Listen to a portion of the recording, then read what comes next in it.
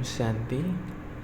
आज 3 सितंबर 2023 की बाप दादा की अव्यक्त वाणी।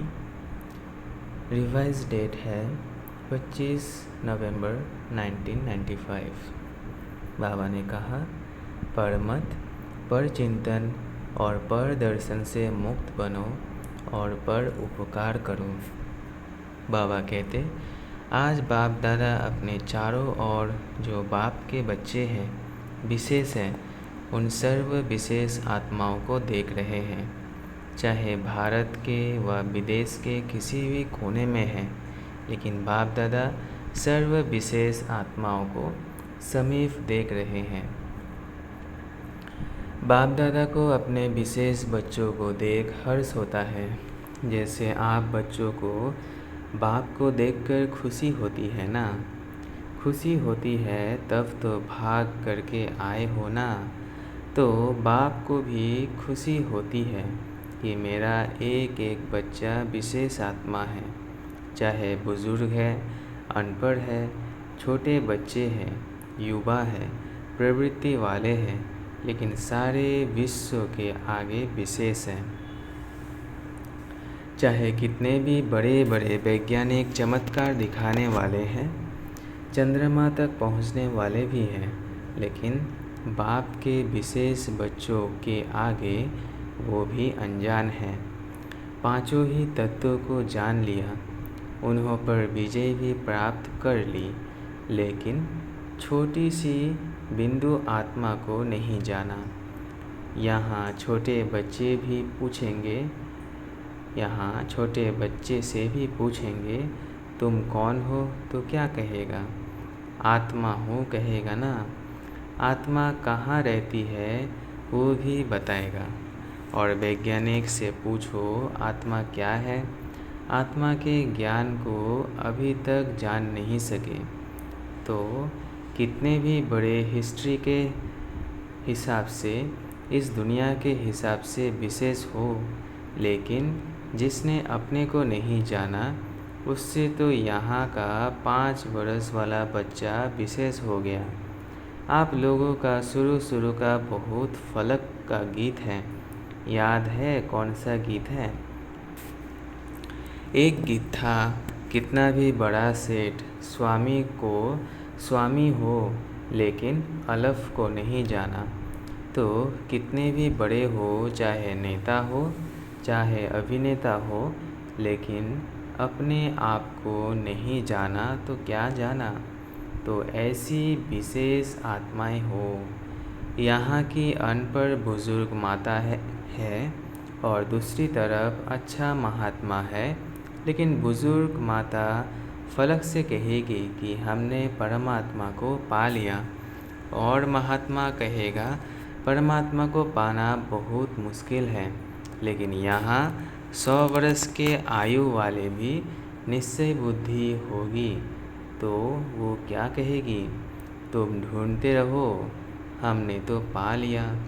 तो महात्मा भी आपके आगे क्या है?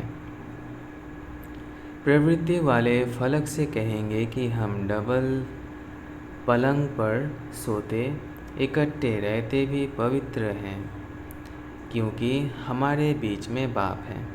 और महात्माएं क्या कहेंगे? कहेंगे आग कपूस इकट्ठा रहना ये तो असंभव लगता है। और आपके लिए क्या है?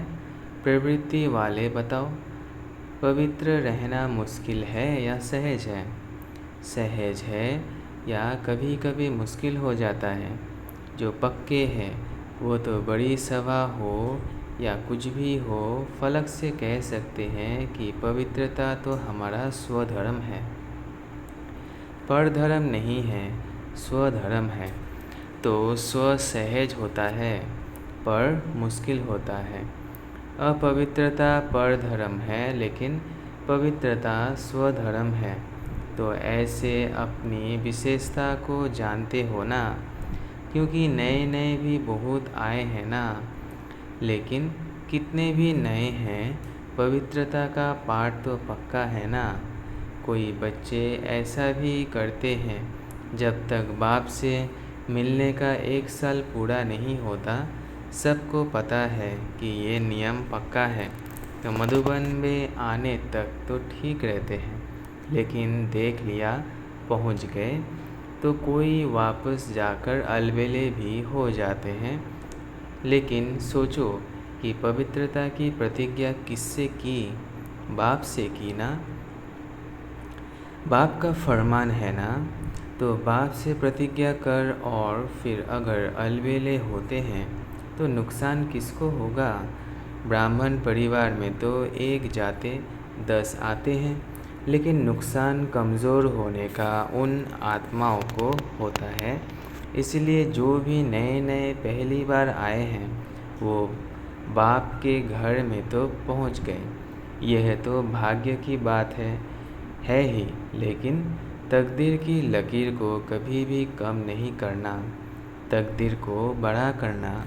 देखो, कोई भी बच्चा लौकिक में भी पैदा होता है तो सभी क्या कहते हैं? सदा जिंदा रहे, बड़ी आयु रहे।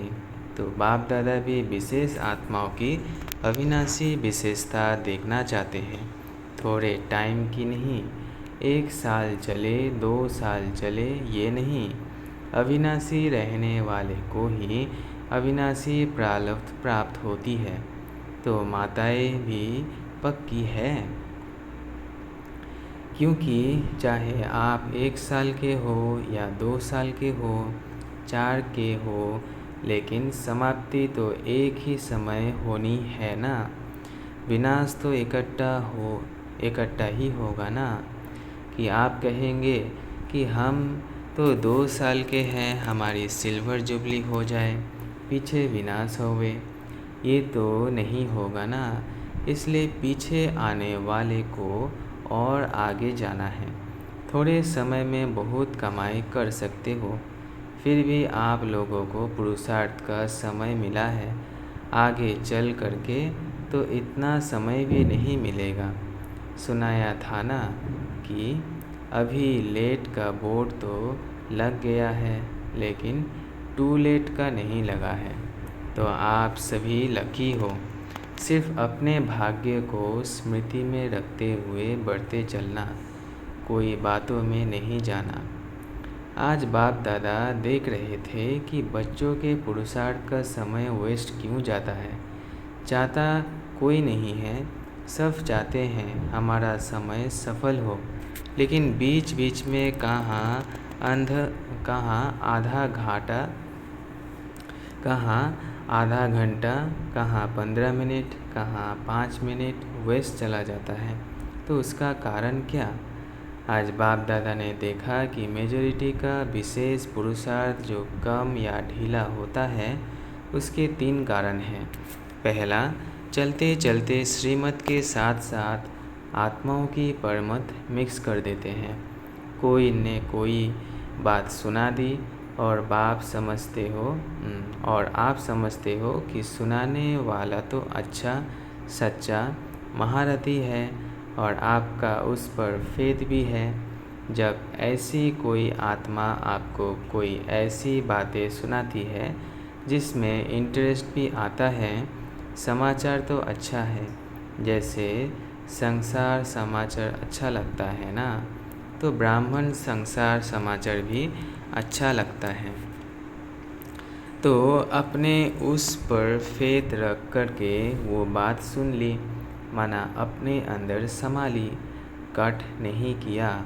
तो बात सच्ची भी है, समाचार सच्चा भी होता है, सब झूठा नहीं होता, कोई सच्चा भी होता है। लेकिन बाप का फरमान क्या है कि ऐसे समाचार भले सुनो, ये है फरमान नहीं, जिससे आपका कोई कनेक्शन नहीं है, सिर्फ दिलचस्प समाचार है। आप कर कुछ नहीं सकते, सिर्फ सुन लिया, वो समाचार बुद्धि में तो गया, टाइम वेस्ट तो हुआ या नहीं। और बाप की श्रीमत में परमत मिक्स कर दी, क्योंकि बाप की आज्ञा है सुनते हुए नहीं सुनो। तो आपने सुना क्यों? उसकी आदत डाली, मानो एक बारी आपको समाचार सुनाया, आपको भी बहुत अच्छा लगा। नई बात है, ऐसे भी होता है, ये पता तो पड़ गया। लेकिन अगर एक बारी आपने उनकी बात सुनी तो दूसरे बारी वो कहाँ जाएंगे? तो दूसरे बारी वो कहाँ जाएगा? आपके पास आएगा। आप उसके लिए कूड़े का डब्बा बन गए हैं ना। जो भी ऐसा समाचार होगा वो आपके पास ही आकर सुनाएगा, क्योंकि आपने सुना। इसलिए या तो उसको समझाओ, ऐसी बातों से आपको भी मुक्त करो, ऐसे बातों से उसको भी मुक्त करो। सुन करके इंटरेस्ट नहीं बढ़ाओ, लेकिन अगर सुनते हो तो आप में इतनी ताकत हो जो उसको भी सदा के लिए फुल स्टॉप लगा दो। अपने अंदर भी फुल स्टॉप लगाओ। जिस व्यक्ति का समाचार सुना, उसके प्रति दृष्टि में व संकल्प में भी घृणा भाव बिल्कुल नहीं हो। इतनी पावर आप में है तो यह सुनना नहीं हुआ, उसका कल्याण करना हुआ। लेकिन रिजल्ट में देखा जाता है, मेजॉरिटी थोड़ा थोड़ा किचरा इकट्ठा होते होते ये घृणा भाव या चाल चलन में अंतर आ जाता है। और कुछ भी नहीं होगा ना, तो उस आत्मा के प्रति सेवा करने की भावना नहीं होगी, भारीपन होगा। इसको कहा जाता है श्रीमत में परमत मिलाना। समाचार तो बाप दादा भी सुनते हैं, लेकिन होता क्या है, मेजॉरिटी का भाव बदल जाता है, सुनाने में भी भाव बदल जाता है। एक आकर कहता है, मैंने देखा कि ये दो बात कर रहे थे, और एक का सुना हुआ दूसरा फिर कहते हैं नहीं, खड़े भी थे और बहुत अच्छी तरह से नहीं खड़े थे। दूसरा एडिशन हुआ, फिर तीसरा कहेगा उन्हों का तो होता ही है। कितना भाव बदल गया। उन्हों की भावना क्या और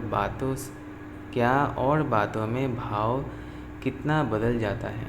उन्हों की भावना क्या और बातों में भाव कितना बदल जाता है। तो ये परमत वायुमंडल को खराब कर देता है। तो जो टाइम वेस्ट जाता है, उसका एक कारण परमत और दूसरा कारण है परचिंतन। एक से बात सुनी तो 8-10 को नहीं सुनावे, ये नहीं हो सकता। अगर कोई दूर देश में भी होगा ना, तो भी उसको पत्र में भी लिख देंगे, यहाँ बहुत नई बात हुई है, आप आएंगे ना तो ज़रूर सुनाएंगे। तो ये क्या हो गया? परचिंतन। समझो अपने चार को सुनाया, उन चार की भावना उस आत्मा के प्रति आपने खराब तो की ना, और परचिंतन शुरू हुआ तो इसकी गति बड़ी फास्ट और लंबी होती है। परचिंतन 1-2 सेकंड में पूरा नहीं होता। जैसे बाप दादा सुनाते हैं कि जब किसको भी ज्ञान सुनाओ तो इंटरेस्ट दिलाने के लिए उसको कहानी के रीति से सुनाओ। पहले ये हुआ, फिर क्या हुआ, फिर क्या हुआ, फिर क्या हुआ, तो इंटरेस्ट बढ़ता है ना। ऐसे जो परचिंतन होता है वो भी एक इंटरेस्ट होता है। उसमें दूसरा ज़रूर सोचेगा, फिर क्या हुआ, फिर ऐसे हुआ, हाँ ऐसे हुआ होगा। तो ये भी कहानी बड़ी लंबी है। बाप दादा तो सबकी दिल की बातें सुनते भी हैं, देखते भी हैं। कोई कितना भी छिपाने की कोशिश करे, सिर्फ बाप दादा कहाँ कहाँ लोक संग्रह के अर्थ खुला इशारा नहीं देते, बाकी जानते सब है। देखते सब है। कोई कितना भी कहे कि नहीं, मैं तो कभी नहीं करता। बाप दादा के पास रजिस्टर है, कितने बार किया, क्या क्या किया, किस समय किया, कितनों से किया, यह सब रजिस्टर है। सिर्फ कहाँ कहाँ चुप रहना पड़ता है तो दूसरी बात सुनाई पर चिंतन। उसका स्वचिंतन कभी नहीं चलेगा। कोई भी बात होगी, पर चिंतन वाला अपनी गलती भी दूसरे पर लगाएगा और पर चिंतन वाले बात सुनाने में नंबर 1 होते हैं।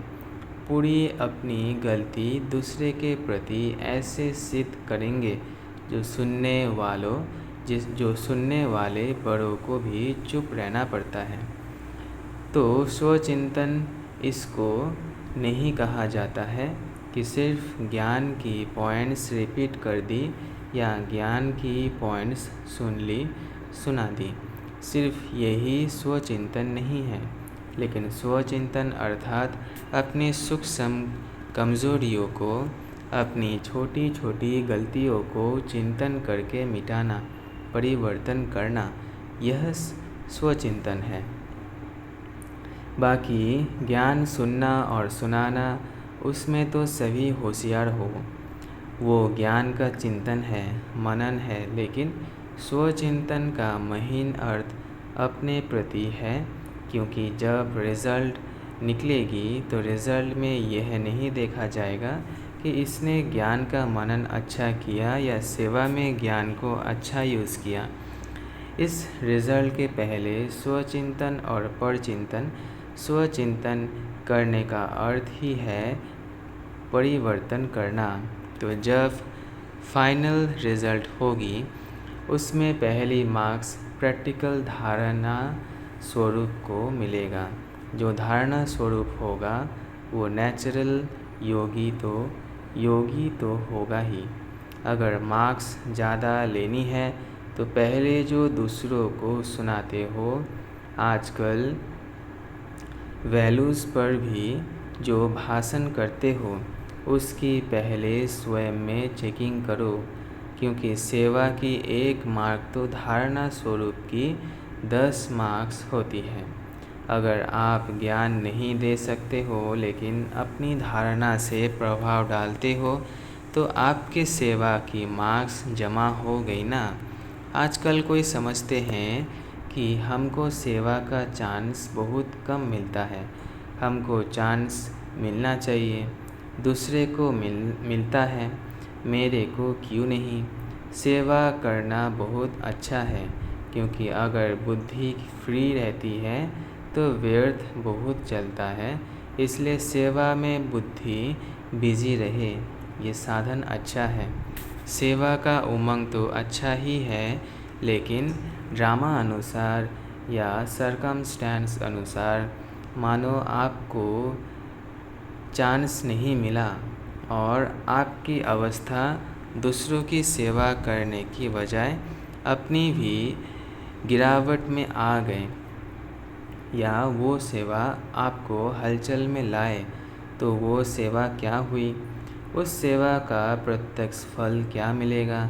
सच्ची सेवा, प्यार से सेवा, सभी की दुआओं से सेवा, उसका प्रत्यक्ष फल खुशी होती है। और अगर सेवा में फीलिंग आ गई तो यहाँ ब्राह्मण फीलिंग को क्या कहते हैं? और अगर सेवा में फीलिंग आ गई तो यहाँ ब्राह्मण फीलिंग को क्या कहते हैं? फ्लू वाला क्या करता है? सो जाता है, खाना नहीं खाएगा, सो जाएगा। यहाँ भी फीलिंग आता है तो या खाना छोड़ेगा या रूट करके बैठ जाएगा। तो यह फ्लू हुआ ना। अगर आप धारणा स्वरूप हो, सच्चे सेवाधारी हो, स्वार्थी सेवा नहीं। एक होती है कल्याण के भावना की सेवा और दूसरी होती है स्वार्थ सेवा। मेरा नाम आ जाएगा, मेरा अखबार में फ़ोटो आ जाएगा, मेरा टीवी में आ जाएगा, मेरा ब्राह्मणों में नाम हो जाएगा। ब्राह्मणी बहुत आगे रखेगी, पूछेगी ये सब भाव स्वार्थी सेवा के हैं, क्योंकि आजकल के हिसाब से, प्रत्यक्षता के हिसाब से अभी सेवा आपके पास आएगी। शुरू में स्थापना की बात दूसरी थी, लेकिन अभी आप सेवा के पिछाड़ी नहीं जाएंगे। आपके पास सेवा खुद चलकर आएगी। तो जो सच्चा सेवाधारी है, उस सेवाधारी को चलो। और कोई सेवा नहीं मिली, लेकिन बाप दादा कहते हैं अपने चेहरे से, अपने चलन से सेवा करो।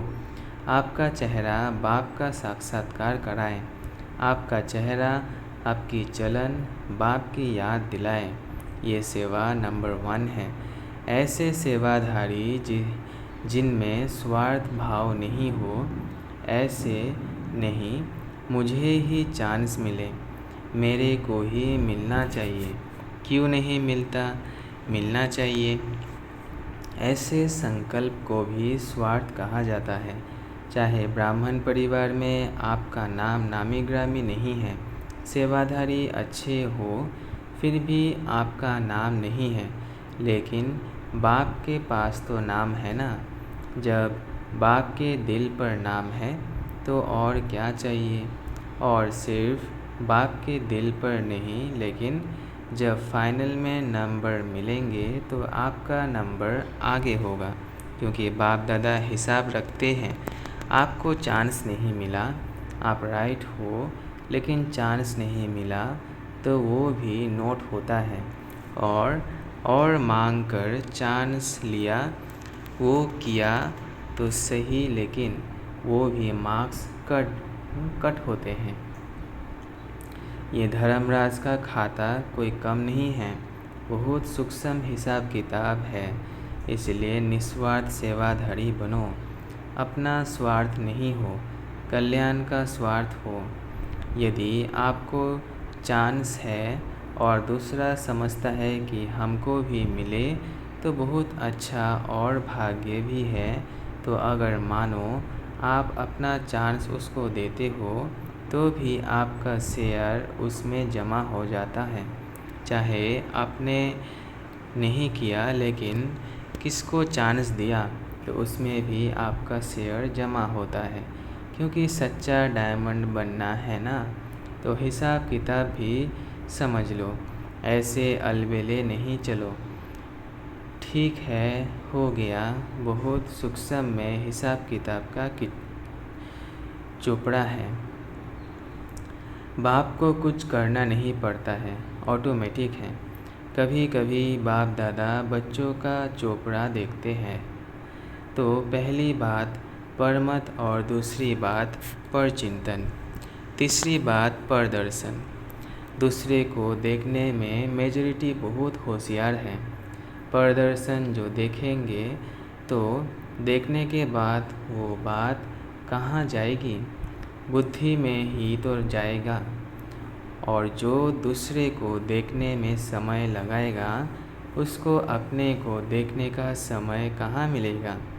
बातें तो बहुत होती है ना, और जो बातें होती है वो देखने में भी आती है, सुनने में भी आती है। जितना बड़ा संगठन उतनी बड़ी बातें होती है। ये बातें क्यों होती है? कोई सोचते हैं ये बातें होनी नहीं चाहिए, नहीं होनी चाहिए, वो ठीक है, लेकिन जिसके लिए आप समझ रहे हो नहीं होनी चाहिए, उसमें समय क्यों दिया? और ये बातें ही तो पेपर है। जितनी बड़ी पढ़ाई उतने बड़े पेपर भी होते हैं। यह वायुमंडल बनना, यह सबके लिए पेपर भी है कि परमत या परदर्शन या परचिंतन में कहाँ तक अपने को सेफ रखते हैं। दो बातें अलग हैं।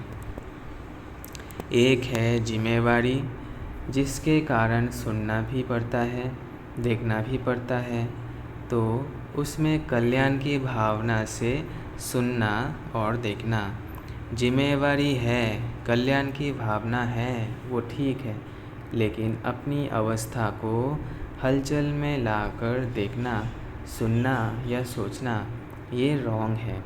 अगर आप अपने को जिम्मेवार समझते हो तो जिम्मेवारी के पहले अपनी ब्रेक को पावरफुल बनाओ। जैसे पहाड़ी पर चढ़ते हैं तो पहले से ही सूचना देते हैं कि अपनी ब्रेक को ठीक चेक करो।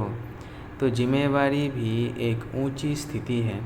जिम्मेवारी भले उठाओ, लेकिन पहले ये चेक करो कि सेकंड में बिंदी लगती है कि लगाते हो बिंदी और लग जाता है क्वेश्चन मार्क, वो रॉन्ग है। उसमें समय और एनर्जी वेस्ट जाएगी। इसलिए पहले अपना ब्रेक पावरफुल करो।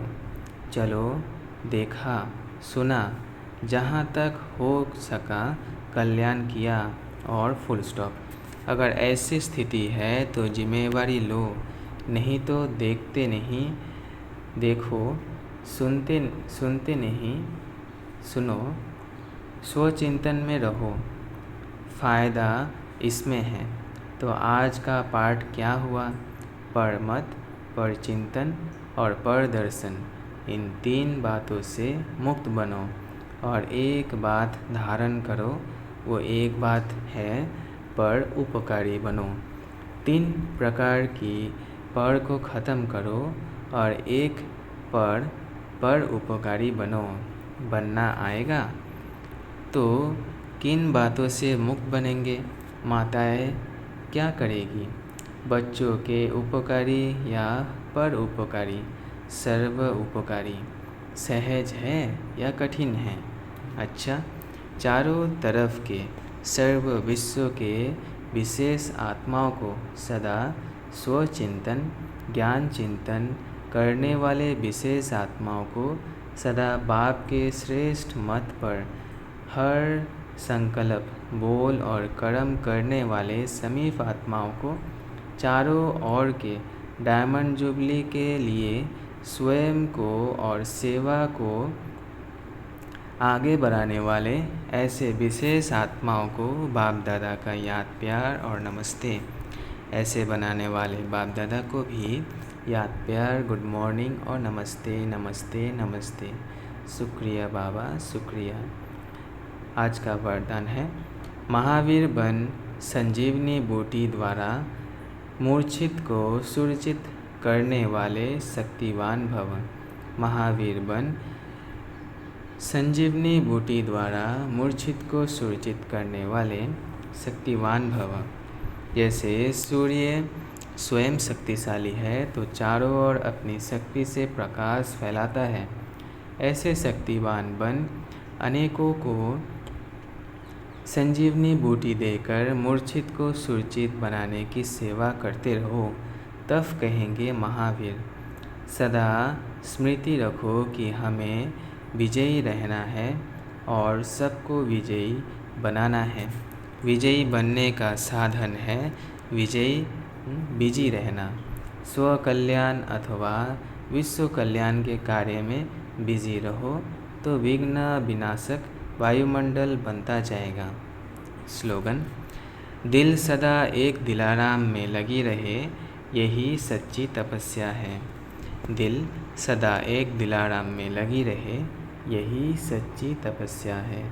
अच्छा, ओम शांति, ओम शांति, ओम शांति।